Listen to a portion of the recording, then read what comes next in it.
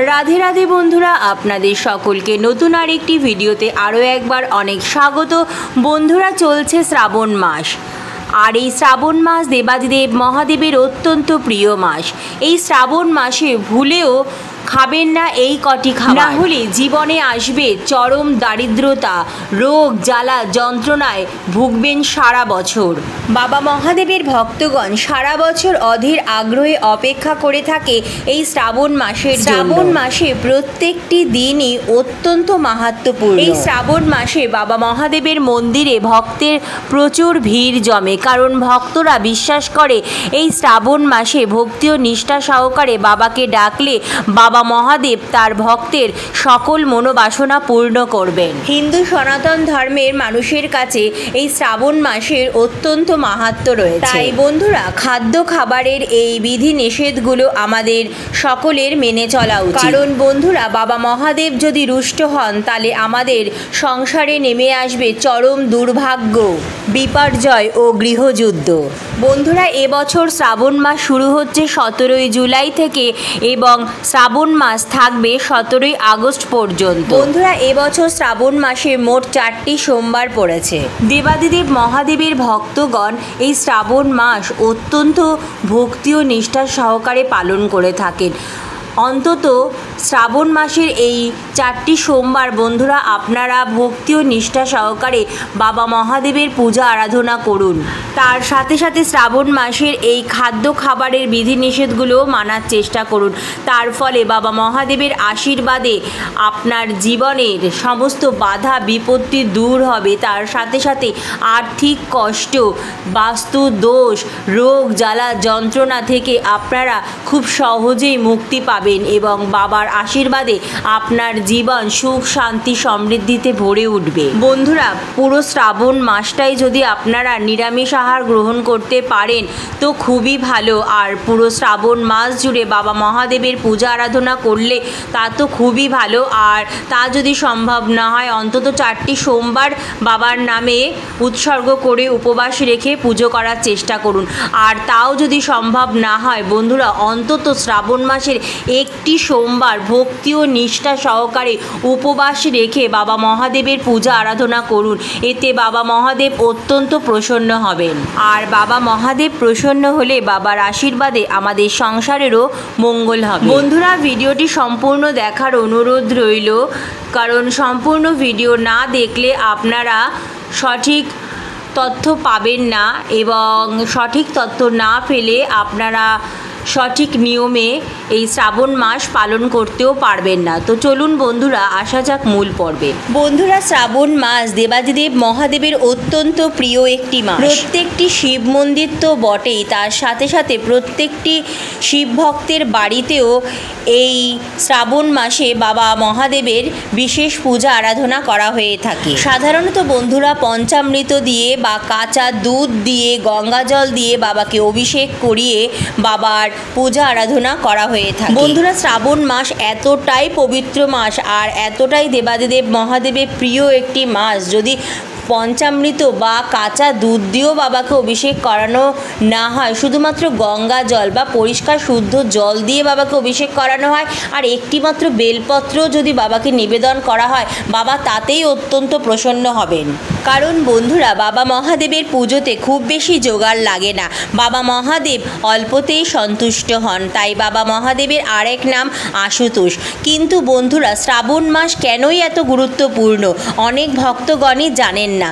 কারণ বন্ধুরা, এই শ্রাবণ মাসে ঘটেছিল সমুদ্র মন্থনের মতো ঘটনা। এই সমুদ্র মন্থনের ফলে যে হলাহল বিষ উঠেছিল তা থেকে পুরো ধরিত্রীকে রক্ষা করার জন্য নিজ কণ্ঠে সেই হলাহল বিষ ধারণ করেছিলেন দেবাদিদেব মহাদেব। এই বিষের প্রভাবে বাবা মহাদেবের কণ্ঠ নীল হয়ে গিয়েছিল, আর এই কারণেই দেবাদিদেব মহাদেবের আর এক নাম নীলকণ্ঠ। এই বিষের তীব্রতা কমানোর জন্য স্বর্গের দেবতারা বাবা মহাদেবের মাথায় গঙ্গা জল ঢালতে থাকেন, আর সেই কারণেই শ্রাবণ মাসে বাবা মহাদেবের মাথায় গঙ্গা জল নিবেদন করা হয়, আর তার ফলেই দেবাদিদেব মহাদেবের আশীর্বাদ ভক্তগণ পেয়ে থাকেন। শ্রাবণ মাস দেবাদিদেব মহাদেবের অত্যন্ত প্রিয় মাস, আর এই মাসে প্রত্যেক দিন দেবাদিদেব মহাদেবের আশীর্বাদ লাভ করা সম্ভব। তাই বন্ধুরা এই বিশেষ শ্রাবণ মাসটিতে অবশ্যই বর্জন করবেন আমিষ জাতীয় খাবার। বন্ধুরা এই শ্রাবণ মাসে বাবা মহাদেবের অনেক ভক্তরাই মাছ, মাংস, ডিম তো দূরের কথা, পেঁয়াজ রসুন পর্যন্ত স্পর্শ করেন না। বিশেষ করে উত্তর ভারত ও দক্ষিণ ভারতের ভক্তগণরা তো এই নিয়মটি বিশেষভাবে পালন করে থাকেন। কিন্তু বন্ধুরা বাঙালিরা যেহেতু ভোজন রসিক, আর বাঙালিদের বাড়িতে আমিষ জাতীয় খাবার রান্না প্রায় প্রতিদিনই হয়ে থাকে, কিন্তু অনেক ভক্তরাই আছেন যারা এই শ্রাবণ মাসটা নিয়ম নিষ্ঠার সাথে পালন করে থাকেন। তাই বন্ধুরা আপনারাও চেষ্টা করুন এই শ্রাবণ মাসটা নিরামিষ আহার গ্রহণ করা। কারণ বন্ধুরা এই শ্রাবণ মাসে বাবা মহাদেব পূজিত হন, আর বাবা মহাদেবই হলেন পশুপতি। কারণ দেবাদিদেব মহাদেবই হলেন সমগ্র বিশ্বের সৃষ্টিকর্তা এবং রক্ষাকর্তা। তাই বন্ধুরা এই শ্রাবণ মাসে আপনারা যদি আমিষ জাতীয় খাবার গ্রহণ করে বাবার পুজো করেন, তাহলে সেই পুজোর কোনো ফলই আপনারা লাভ করতে পারবেন না। তাই বন্ধুরা এই শ্রাবণ মাসটা পুরোটাই নিরামিষ আহার গ্রহণ করার চেষ্টা করুন। আর একান্তই যদি সেটা সম্ভব না হয়, তো বিশেষ করে এই শ্রাবণ মাসের 4টি যে সোমবার পড়েছে, এই সোমবার 4টিতে অবশ্যই নিরামিষ আহার গ্রহণ করার চেষ্টা করবে। ভুল করেও কিন্তু এই শ্রাবণ মাসের সোমবারে আমিষ জাতীয় খাবার গ্রহণ করবেন না। এর ফলে আপনার সংসারে নেমে আসবে ঘোর অমঙ্গল।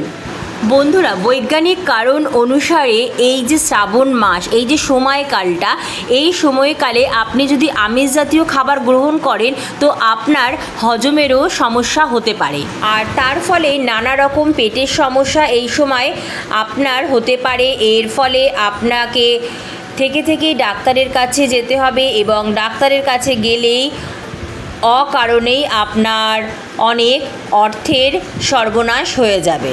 তাই বন্ধুরা এই শ্রাবণ মাসে নিরামিষ ও হালকা জাতীয় খাবার গ্রহণ করার চেষ্টা করুন। এর ফলে আপনার পূর্ণ অর্জন তো হবেই, তার সাথে সাথে আপনার শরীর স্বাস্থ্যও ভালো থাকবে। বন্ধুরা আপনার যদি শরীর স্বাস্থ্য ভালো থাকে, তাহলে অযথা আপনাকে ডাক্তারের কাছে গিয়ে অর্থ নাশ করতে হবে না, অর্থাৎ আপনার অর্থপ্রাপ্তির যোগও তৈরি হবে। বন্ধুরা আপনি যত সুস্থ থাকবেন, ততই উপার্জনের নানা রকম পথ আপনি করতে পারবেন, নানা রকমভাবে আপনি উপার্জন করতে পারবেন, আর এতে আপনার অর্থ ভাগ্য খুলে যাবে, প্রচুর অর্থ আপনি লাভ করতে পারবেন। কারণ বন্ধুরা আপনি যদি সারা বছর অসুস্থই থাকেন, তাহলে আপনি কখন কাজকর্ম করবেন, কখন রোজগার করবেন, আর কিভাবেই আপনি টাকা জমাবেন। তাই বন্ধুরা চেষ্টা করুন সুস্থ থাকার, সুস্থ থেকে কাজকর্ম করে অর্থ উপার্জন করা। বন্ধুরা শ্রাবণ মাসে দ্বিতীয় যে খাবারটি একদম গ্রহণ করবেন না, সেটি হচ্ছে বেগুন। বন্ধুরা শাস্ত্রে বলা আছে শ্রাবণ মাসে বেগুন খেলে মহাপাপ, তার সাথে সাথে শরীরে নানা প্রকার রোগের সৃষ্টি হয়। তাই বন্ধুরা এই শ্রাবণ মাসে ভুল করেও বেগুন বা বেগুন দিয়ে তৈরি কোনো খাবার খাবেন না। বেগুন একটি নিরামিষ সবজি হতে পারে, কিন্তু এই শ্রাবণ মাসে বেগুনে এমন কিছু জিনিস পাওয়া যায় যেটা আমাদের শরীরের জন্য মোটেই ভালো নয়। তাই বন্ধুরা এই শ্রাবণ মাসে বেগুন একদম খাবেন না, কারণ এই সময় বেগুন খেলে পেটের নানা রকম অসুখ দেখা দেবে এবং সারা বছর আপনাকে এটা ভুগতে হবে। বন্ধুরা তৃতীয় যে সবজিটা শ্রাবণ মাসে আপনারা একদম ভুলেও গ্রহণ করবেন না, সেটি হচ্ছে লাল শাক বা যে কোনো ধরনের শাক জাতীয় খাবার। কারণ বন্ধুরা এই শ্রাবণ মাস বর্ষাকাল, আর এই সময় শাকে নানা রকম পোকামাকড় তৈরি হয়, আর এই পোকামাকড় থেকে বাঁচতে নানা রকম কীটনাশকের ব্যবহার করা হয়।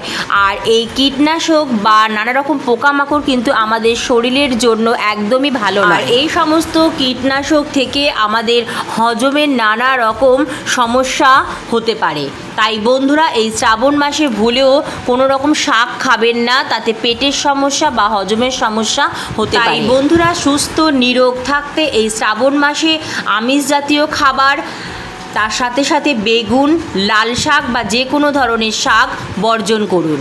বন্ধুরা এই শ্রাবণ মাসে পঞ্চম যেই খাবারটি আপনারা ভুলেও গ্রহণ করবেন না, সেটি হচ্ছে কাঁচা দুধ। শ্রাবণ মাসে দেবাদিদেব মহাদেবকে কাঁচা দুধ দিয়ে অভিষেক করানো হয়। তাই এই শ্রাবণ মাসে বাবা মহাদেবের নামে সমর্পিত এই কাঁচা দুধ। তাছাড়া এই কাঁচা দুধে এই সময় একরকম ব্যাকটেরিয়া পাওয়া যায়, যেটা আমাদের শরীরের জন্য মোটেই ভালো নয়। তাই বন্ধুরা ভুলেও এই শ্রাবণ মাসে কাঁচা দুধ সেবন করবেন না। এই শ্রাবণ মাসে শিবলিঙ্গে আপনি কাঁচা দুধ নিবেদন করতে পারেন বা কাঁচা দুধ দিয়ে বাবা মহাদেবকে অভিষেক করাতে পারেন, সেটা আপনার জন্য ফলপ্রদায়ী। কিন্তু আপনি এই কাঁচা দুধ শ্রাবণ মাসে সেবন করবেন না, তাহলে আপনার স্বাস্থ্যের জন্য ক্ষতিকর। তাই বন্ধুরা শ্রাবণ মাসে আপনারা যদি দুধ গ্রহণ করেন তো সেই দুধ জাল দিয়ে বা ভালো করে ফুটিয়ে তারপর গ্রহণ করুন।